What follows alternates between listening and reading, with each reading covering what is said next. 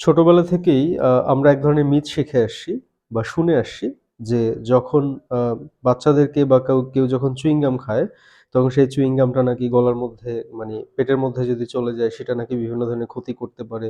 মানে আমাদের মুরব্বিরা আসলে এই ধরনের কথা আমাদেরকে বলত এবং আমরা ছোটবেলা থেকে ঠিক এরকমটাই শিখে আসছি। তো আজকে আমরা বেসিক্যালি দেখব যে আ যদি পেটে কোনোভাবে যদি চুইং গাম চলেই যায় সেক্ষেত্রে আসলে খুব একটা ক্ষতি হয় কিনা বা কি ক্ষতি হইতে পারে আরকি। তো সেক্ষেত্রে হচ্ছে আমরা এখানে ব্যবহার করব, আমরা জানি যে আমাদের পাকস্থলীতে খাদ্য হজমের জন্য হাইড্রোক্লোরিক অ্যাসিড উৎপন্ন হয়। আর হাইড্রোক্লোরিক অ্যাসিডের পিএইচ মান থাকে হচ্ছে আমাদের ১ থেকে বা ১ এর কাছাকাছি ১.৩ থেকে অনেক কিছুতেই এরকম তথ্য লেখা থাকে ১ থেকে ৩ এর মধ্যে থাকে যেহেতু তীব্র অ্যাসিড। সো আমরা ওই পরীক্ষাটা করার জন্য আমরা ২ টা কনিক্যাল ফ্লাস্কে হচ্ছে হাইড্রোক্লোরিক অ্যাসিড যোগ করতেছি। অবশ্যই আপনারা এটা বাসায় কোনোভাবেই করার চেষ্টা করবেন না।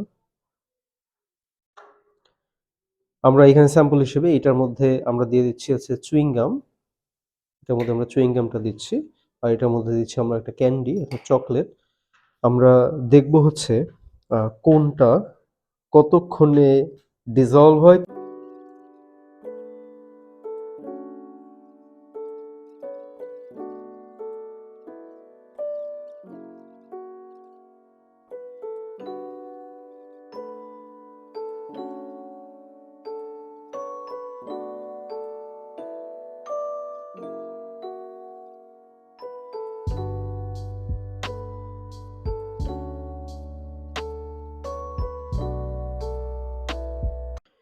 ঠিক ১২ মিনিট পরে আমরা যেটা দেখতে পাচ্ছি যে আমাদের চকলেটটা বেশ অনেকটা গুলে গেছে।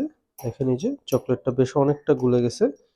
আর অন্যদিকে দেখেন চুইং গামের যে পার্টটা সেটা কিন্তু কিছুই হয় না এখন পর্যন্ত। জাস্ট হচ্ছে খুব সামান্য পরিমাণেই হচ্ছে আ বিক্রিয়া করছে বেসিক্যালি। চুইং গামটা তেমন কিছুই এখনো হয় নাই। বাট চকলেটের দিকে তাকালে আমরা দেখতে পাই চকলেটটা বেশ অনেকটা গলে গেছে।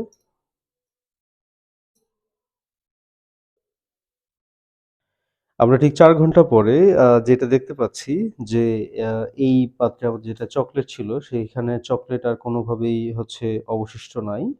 এখানে কোনো অবশিষ্ট চকলেট নাই।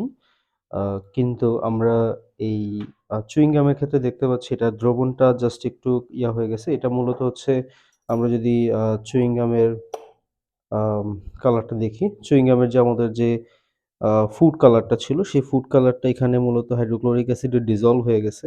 বেসিক্যালি হচ্ছে আ চুইং গামের অন্যতম প্রধান উপাদান হচ্ছে গাম বেস। আর গাম বেসটা মূলত একটা সিনথেটিক আম আ রাবার।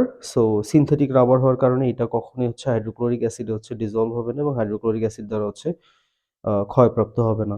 সুতরাং আমরা যদি কেউ জেনে মানে এভাবে চিন্তা করে থাকি যে চুইং গাম খেলে হচ্ছে এটা পাকস্থলীতে ক্ষত সৃষ্টি করবে বা ক্ষতি হবে। এটা যেহেতু কোনোভাবে ডিসলভ হয়নি, সুতরাং এটা হচ্ছে মলের সাথে হচ্ছে আ পুনরায় হচ্ছে বাইরে বের হয়ে যাবে। এটা ক্ষতি করার বা ক্ষতিগ্রস্ত হওয়ার কোনো সুযোগ বা সম্ভাবনা নেই।